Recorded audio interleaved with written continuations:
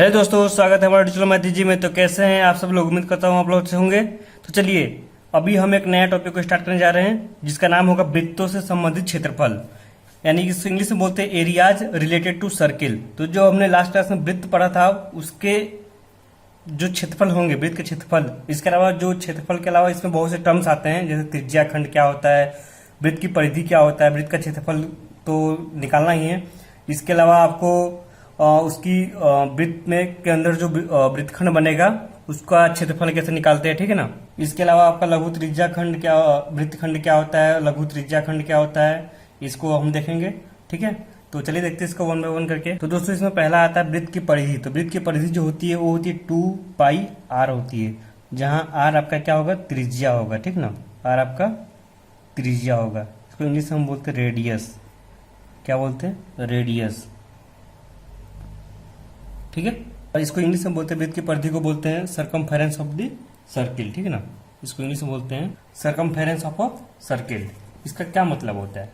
देखिए जो वृत्त है अपनी, जैसे कि मान लीजिए अपना ये वृत्त हो गया, ठीक है, ये आपका वृत्त हो गया जिसका केंद्र ओ मैंने मान लिया, ठीक ना।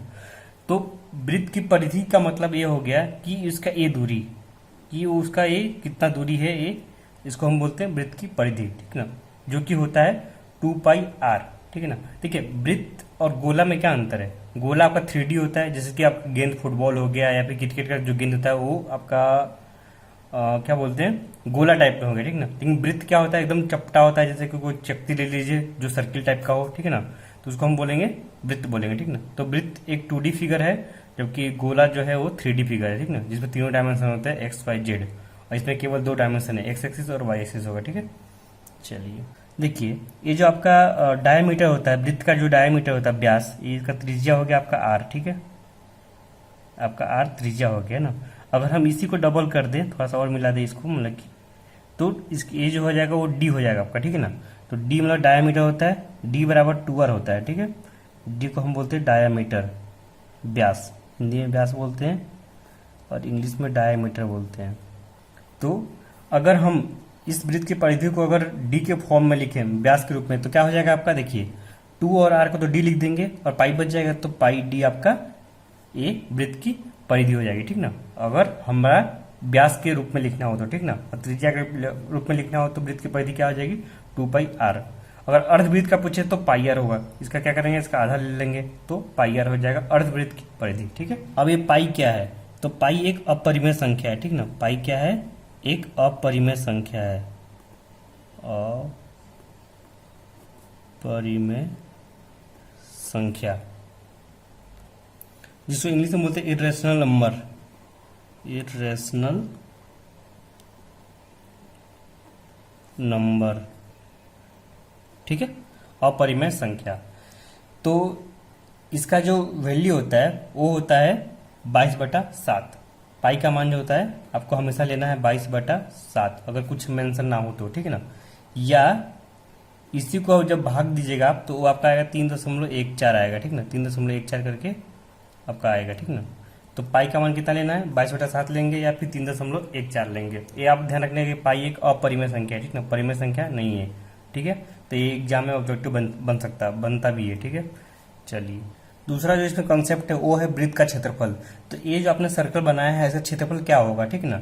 हमने परिधि निकाल लिया, इसका ये दूरी मेजर कर लिया हमने, ठीक ना, माप लिया, इसका किनारे किनारे में कितना दूरी है ये हमने निकाल लिया, वृत्त का परिधि हो गया। अब वृत्त का क्षेत्रफल क्या होता है, तो वो होता है πr² होता है, ठीक ना, πr² होता है, जहाँ आर त्रिज्या हो गया, पाई आपका एक अपरिमेय संख्या होगी जिसका मान होता है 22/7 या फिर 3.14, ठीक है। इतना तो आपको बेसिक पता है, ठीक है। चलिए आगे बढ़ते हैं। चलिए दोस्तों अगला जो टॉपिक आता है वो त्रिज्या खंड और वृत्तखंड क्या होता है। त्रिज्या खंड को इंग्लिश में सेक्टर बोलते हैं और वृत्तखंड को सेगमेंट ऑफ सर्किल बोलते हैं, ठीक है। ये दोनों पॉइंट काफी इंपॉर्टेंट है और देखते दोनों में क्या अंतर है और इसको आप कैसे डिफाइन करेंगे, ठीक है। तो इसका परिभाषा भी आपके लिए इंपॉर्टेंट होगा, तो मैं वन बाय वन करके दोनों को मैं समझाता हूँ आपको, ठीक है। चलिए दोस्तों, तो त्रिज्या खंड जो होता है वो वृत्त का वह भाग होता है जो 2 त्रिज्याओं और संगत चाप से घिरा होता है, उसको हम बोलते हैं त्रिज्या खंड। कहने का मतलब यह है कि आप देखिए समझते, मान लीजिए मैंने एक वृत्त ले लिया, ठीक ना, ये आपका वृत्त हो गया, ये आपका केंद्र हो गया, मान लेते केंद्र ओ है, ठीक ना। अब मैं यहाँ पे 2 त्रिज्या लेता हूँ, मान लीजिए मैंने ये 2 त्रिज्या ले लिया, एक ये और एक ये, ठीक है, ये 2 त्रिज्या हो गया। तो देखिए अब इस परिभाषा को देखिए क्या लिखा है यहाँ पे कि वृत्त का वह भाग जो दो त्रिज्या, आपका दो त्रिज्या हो गया, ये दोनों त्रिज्या हो गया, ठीक है, और संगत चाप से घिरा हो। अब देखिए चाप जो होता है, चाप क्या होता है, इसको चाप बोलते हैं, ठीक है। ये मान लीजिए अपना ए बी एक दूरी हो गया, तो ए बी जो है एक चाप हो गया, ठीक ना। ए बी आप इधर से बोलिए चाहे इसको इधर से घुमा कर बोलिए, ये भी दोनों चाप हो गया। बस अंतर है कि ये लघु चाप होगा और ये दीर्घ चाप होगा। दीर्घ मतलब बड़ा होता है, लघु मतलब छोटा होता है। तो जो छोटा चाप होगा उसको लघु चाप बोलेंगे और जो बड़ा चाप होगा उसको दीर्घ चाप बोलेंगे, ठीक है। तो देखिए अब यहाँ पे वृत्त जो त्रिज्या खंड है आपका दोनों है, इसको दोनों आपका सेक्टर है। एक तो ए ओ बी, आप ये छोटा वाला सेक्टर ले लीजिए, ठीक ना। ये आपका पूरा ए बी सेक्टर है, ये आपका पूरा सेक्टर हो गया, ठीक है। आप चाहे इधर का छोटा वाला सेक्टर बोलिए या फिर इस बाहर वाला को ओ ए बी को बाहर वाला अगर लेंगे तो उसको भी सेक्टर ही बोलेंगे, ठीक ना। बस इसका नाम यहाँ पे चेंज हो जाता है। इस छोटे वाले को हम बोलते हैं लघु त्रिज्या खंड, ठीक ना, लघु त्रिज्या खंड, ठीक है। और जो बाह्य वाला होता है, जो बड़ा वाला होता है, उसको हम बोलते हैं दीर्घ त्रिज्या खंड, दीर्घ त्रिज्या खंड। इंग्लिश में बोलते हैं मेजर सेक्टर और माइनर सेक्टर। लिख देता हूं मैं यहाँ पे मेजर सेक्टर और इसको बोलते हैं माइनर सेक्टर,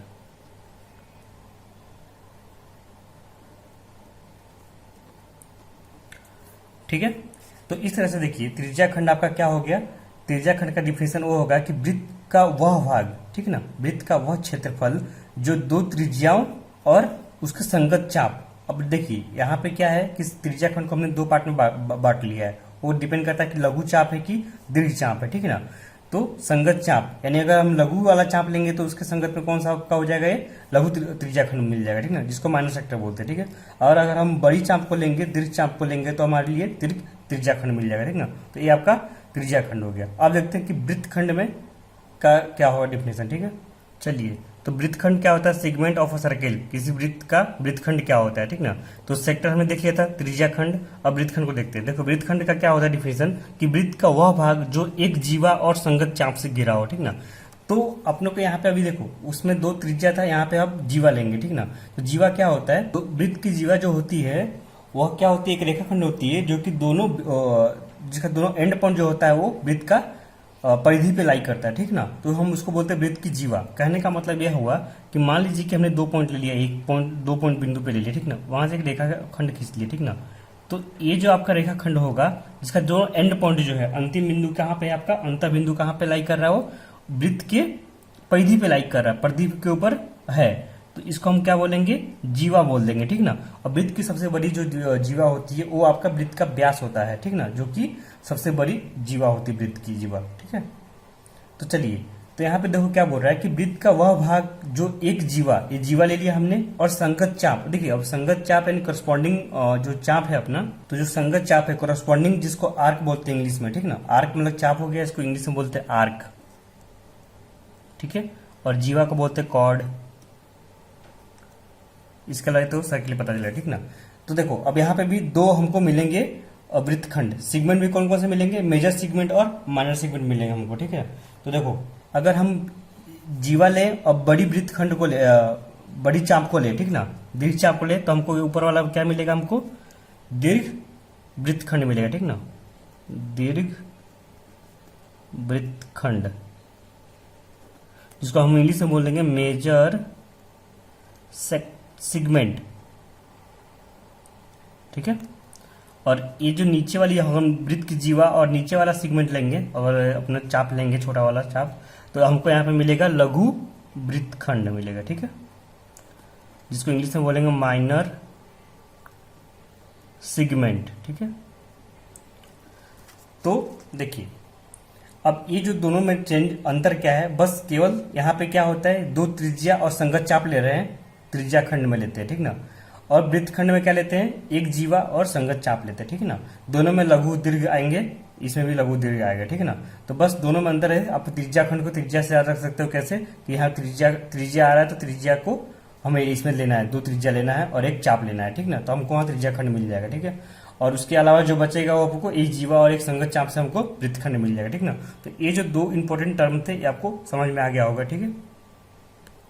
अब देखिए, ये आपका जो चैप्टर है, इसमें आपको क्या पूछेगा कि इस दीर्घवृत्त खंड का क्षेत्रफल क्या होगा, लघुवृत्त खंड का क्षेत्रफल क्या होगा, ठीक ना। फिर ये हो गया। इसके अलावा आपसे पूछ देगा कि ये जो अपना लघु जो चाप है, ठीक है ना, इस लघु चाप की लंबाई निकाल दीजिए आप, ठीक है। तो ये सब के लिए एक अपने पास फॉर्मूला है, उसको हम एक बार देखते हैं, उसके बाद आगे बढ़ते हैं। चलिए दोस्तों, तो अपना अगला टॉपिक है, उसमें है कि कोण थीटा और त्रिज्या खंड का क्षेत्रफल। तो क्षेत्रफल कैसे निकालना है, तो सबसे पहले देखो फिगर ड्रॉ कर लेते हैं हम लोग, ठीक है। तो ये मैंने एक वृत्त बना दिया, ठीक है। अब इस वृत्त में मान लो कि ये आपका केंद्र ओ हो गया, ठीक है, और ये आपका ए भी एक जीवा हो गया, ठीक है, कॉर्ड हो गया आपका, ए बी कॉर्ड हो गया, ठीक है। ये दोनों को मैं मिला देता हूं यहाँ पे।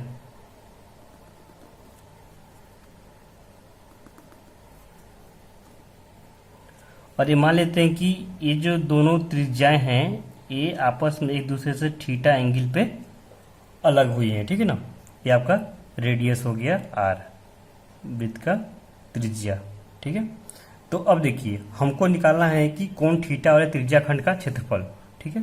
तो वो होता है, चलिए, तो ये जो कोण है आपका थीटा, ये जो कोण थीटा बना है यहाँ पे दो त्रिज्याओं के बीच में, तो इससे जो आपका क्षेत्रफल बन रहा है इससे, यानी ये पूरा क्षेत्रफल आपका, ये पूरा ये लघु वृत्त खंड जो बना है आपका, इसका क्षेत्रफल क्या होता है, theta upon 360 degree into pi R square होता है, ठीक ना।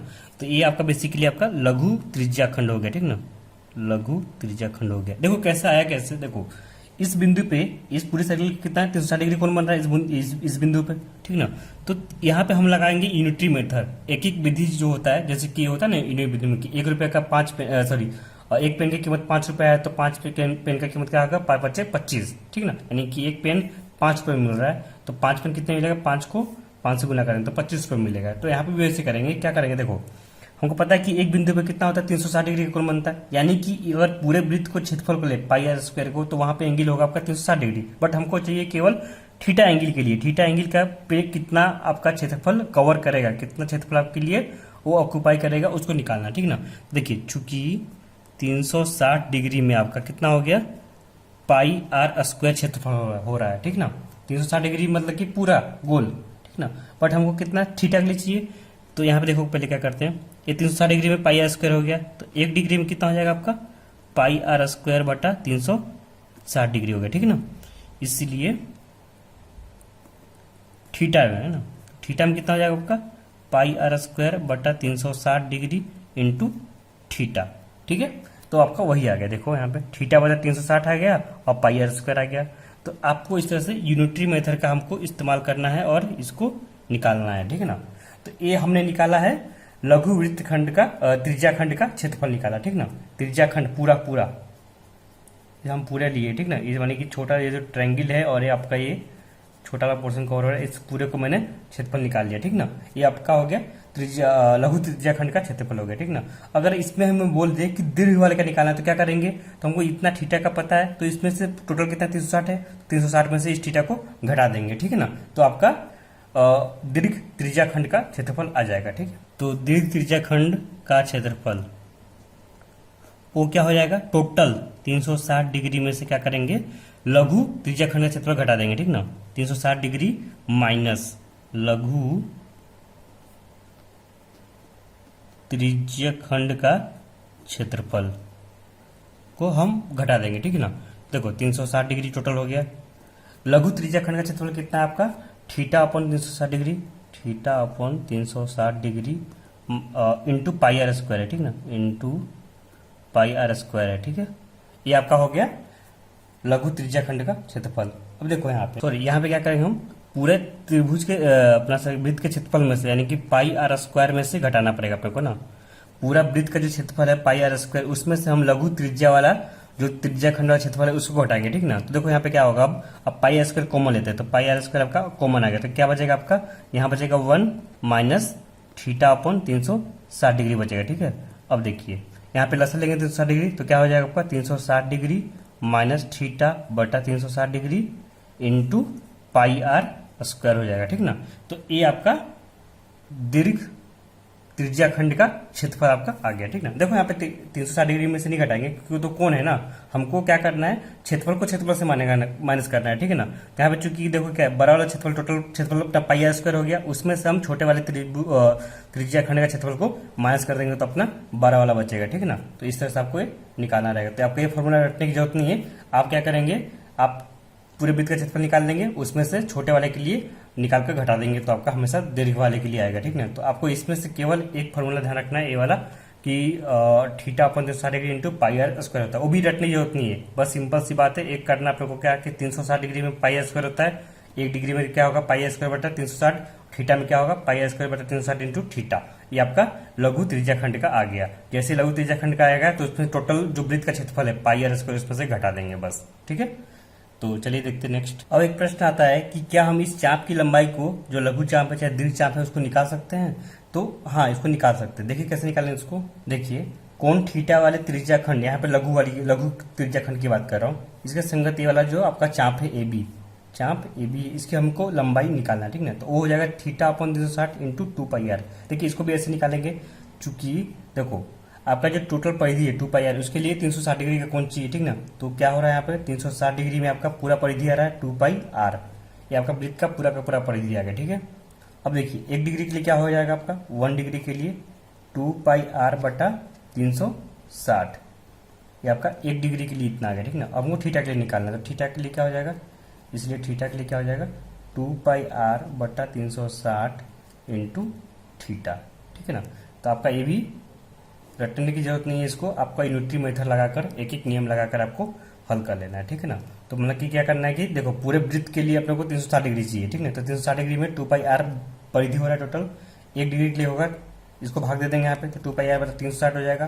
तो थीटा के लिए क्या निकालना हो तो गुना कर देंगे इसको। ठीक है ना, तो आपका ये एक ही नियम होता है मतलब कि, तो इसको आपने पहले क्लास में पढ़ा होगा। ठीक है ना, तो दोस्तों यहाँ पे ये आपका थ्योरी पोर्शन खत्म होता है। ठीक है, अब एक हम एग्जांपल लेते हैं और इससे सारे जो कॉन्सेप्ट उसको एक बार समराइज कर लेते हैं। ठीक है ना, चलिए दोस्तों, तो मैं यहाँ पे क्वेश्चन लिया है कि त्रिज्या 4 सेंटीमीटर वाले एक वृत्त के त्रिज्या खंड का क्षेत्रफल ज्ञात करना है। ठीक है ना, तो जिसका कोण हमको दे रखा है 30 डिग्री दे रखा है। ठीक है, अब इसका हमें क्षेत्रफल निकालना है, इसके अलावा हम साथ ही साथ जो संगत दीर्घ त्रिज्या खंड बनेगा उसका क्षेत्रफल निकालना है। ठीक ना, अब बोल दिया गया पाई का मान 3.14 प्रयोग करना है। ठीक ना, देखो जहां पे भी पाई का मान दिया ना रहे या फिर कोई मेंशन ना हो क्वेश्चन में, वहां पे आप चुपचाप 22/7 इस्तेमाल करेंगे। ठीक है ना, पाई का मान अगर कहीं बोल दिया कि पाई का मान हमको 3.14 लेना है तो वहां पे 3.14 ही लेंगे, या फिर बोल दिया कि पाई का मान 22.7 का प्रयोग कीजिए तो 22.7 ही 22/7 का ही प्रयोग करना है। ठीक है ना, तो आपको थोड़ा ध्यान रखनी है, थोड़ा इससे क्या होता है कि पॉइंट में आंसर थोड़ा गड़बड़ाता है। ठीक ना, बट आप कोई भी यूज कर सकते हैं, दोनों मान सेम ही होते हैं, बट जहाँ पे बता दिया है कि पाई का मान 3.14 करना है तो वहां पे 3.14 का ही प्रयोग करना है, और कहीं बोल दिया कि 22/7 करना है तो 22/7 लेंगे। ठीक है ना, तो देखो इसको कैसे हल करेंगे। सबसे पहले तो एक वृत्त लेते हैं, तो एक मैंने वृत्त ले लिया। ठीक है, जिसका केंद्र O मान लिया। ठीक है ना, अब बोल रहा है कि 4 सेंटीमीटर त्रिज्या दे रखा है। ठीक है ना, और उससे हम 30 डिग्री जिसका जो कोण है 30 डिग्री है। ठीक ना, तो त्रिज्या खंड बनाने के लिए क्या करेंगे, तो 2 त्रिज्या बनाना पड़ेगा, उसके बीच का कोण लेना पड़ेगा। ठीक ना, तो आपका ये त्रिज्या खंड हो गया। ठीक ना, जिसका कोण मैंने मान लिया 30 डिग्री आपका कोण हो गया। ठीक ना, ये आपका त्रिज्या खंड हो गया OAB। ठीक ना, तो ये हमको बेसिकली ए वाला एरिया निकालने के लिए बोल रहा है। ये आपका हो गया लघु त्रिज्या खंड। ठीक है ना, और इसके अलावा जो बोल रहा है इसका संगत दीर्घ त्रिज्या खंड का क्षेत्रफल निकालना है, तो इसका संगत कौन सा होगा, इसके अपोजिट जो है बड़ा वाला, ये आपका उसका भी क्षेत्रफल निकालना है, ये दीर्घ त्रिज्या खंड हो गया। ठीक ना, तो देखो सबसे पहले क्या करना है हमको, लघु त्रिज्या खंड का क्षेत्रफल निकालना है, तो उसके लिए क्या करेंगे, देखो तो त्रिज्या खंड का क्षेत्रफल, देखो फॉर्मूला रटने की जरूरत नहीं है, मैं बता देता हूं कॉन्सेप्ट क्या है। हमको क्षेत्रफल निकालना है त्रिज्या खंड का। ठीक ना, तो अब देखो क्या करेंगे, हमको पता है कि पाई आर स्क्वायर के लिए कितना होता है, 360 डिग्री होता है ना, यानी कि 360 डिग्री में पाई आर स्क्वायर होता है। ठीक है ना, तो पाई आर स्क्वायर हो गया। ठीक है ना, 360 से भाग दे देंगे। ठीक है, और थीटा के लिए निकालना है, तो ये आपका हो गया थीटा अपॉन 360 डिग्री और इंटू पाई आर स्क्वायर हो गया। ठीक है, अब देखिए थीटा का मान हमको दे रखा है कितना, 30 डिग्री दे रखा है। ठीक है, तो 30 रखते हैं यहाँ पे, तो 30 रखा मैंने 30 डिग्री बटा 360 डिग्री इंटू पाई। अब पाई का मान हमको बोल रखा है कितना, 3.14 लेना है, तो 3.14 लिया मैंने। ठीक है, आर होता है आपका त्रिज्या, ये आपका आर हो गया त्रिज्या, त्रिज्या दिया है 4 सेंटीमीटर, तो 4 का वर्ग, ठीक है। अब इसको हल कर लेते, देखो कितना होगा ये आपका 12×36 12 होगा यहाँ पे, ठीक है। इसको 4 से काटेंगे तो कितना, 4×3 12, बट्टा में 3 आएगा नीचे, ऊपर 4 बचेगा और ये 3.14, तो 3.14 को 4 से गुना कीजिए तो आपका आएगा वो 12.56 आएगा, ठीक ना। इसको जब भाग दिया तो कितना, 3 चौक 12 आएगा, 3 एक 3 और 2 बचा 26 हो गया, तो 3 8 24, ठीक है ना, 3 8 24 हो गया, 25 26 फिर 3 छक्का 18।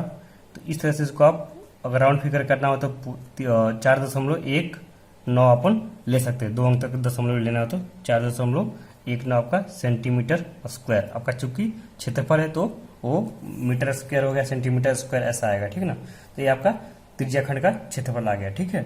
चलिए अब इसी में तो अपने को बोल रहा है कि संगत दीर्घ त्रिज्या खंड का क्षेत्रफल निकालना है। तो मैंने क्या बताया था आपको कि जैसे ही हमको छोटे वाले, ये आपका लघु त्रिज्या खंड आ गया, ठीक ना। इसको आप यहाँ लिख दीजिए कि लघु त्रिज्या खंड का क्षेत्रफल निकल गया, ठीक है ना। तो लघु का पता चल गया, दीर्घ के लिए क्या करेंगे हम, टोटल एरिया कितना है इस वृत्त का, पाई आर स्क्वायर होगा, ठीक ना। तो पाई आर स्क्वायर में से इसको घटा देंगे, ठीक ना। तो आपका हो जाएगा संगत दीर्घ वृत्त का क्षेत्रफल, ठीक ना। दीर्घ वृत्तखंड त्रिज्या खंड, आप वर्ड में कंफ्यूज मत होइएगा, त्रिज्या खंड अलग है और वृत्तखंड अलग है, ठीक ना। तो संगत दीर्घ त्रिज्या खंड का क्षेत्रफल, तो इसलिए क्या करेंगे हम पूरे वृत्त के क्षेत्रफल से, ठीक ना, यानी कि पाई आर स्क्वायर में से घटा देंगे किसको, लघु त्रिज्या खंड का क्षेत्रफल, ठीक ना। लघु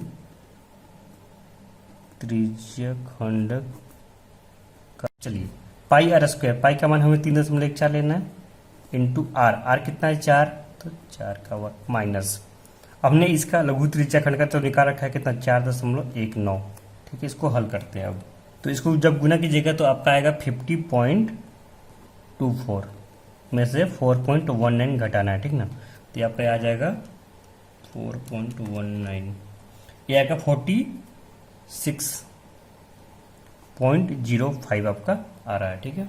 तो और इसको 1 दशमलव के बाद लिखना हो तो क्या लिख सकते हैं, इसको लिख सकते हैं 46 पॉइंट। अब देखिए दशमलव के बाद अगर क्या बोलते हैं, इसको हटाना होगा, 1 अंक पे लाना, 1 दशमलव पे केवल रखना हो तो 5 या 5 से बड़ी संख्या हो तो हम सामने वाले में 1 जोड़ते हैं, तो 5 या 5 से बड़ी है तो यहाँ पे 1 जोड़ देंगे तो 1 हो जाएगा, ठीक ना।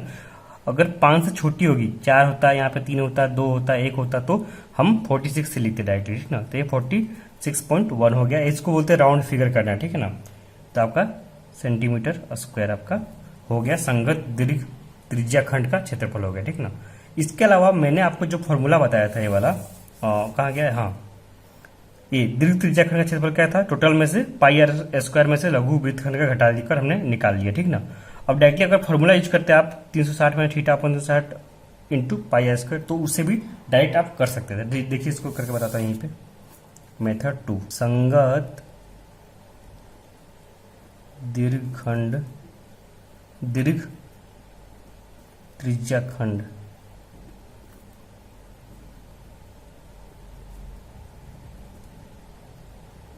तो क्या था फॉर्मूला अपना, 360 डिग्री माइनस थीटा बटा 360 degree into pi R square, ठीक है। तो बस हम थीटा का मान रखते हैं और पाई आर स्क्वायर का मान रखते हैं, तो क्या होगा 360 डिग्री माइनस थीटा, थीटा का मान कितना 30 डिग्री है वहाँ पे, तो 30 ले लेंगे, बट्टा 360 डिग्री इंटू पाई, पाई का मान कितना था 3.14, तो यहाँ पे ले लेते हैं 3.14 इंटू आर, आर कितना था 4, तो 4 का वर्ग, ठीक है। इसको आप हल कीजिए, देखो कितना है यहाँ पे 330 बटा 360 इंटू 3.14 इंटू 4 का वर्ग, ठीक है ना।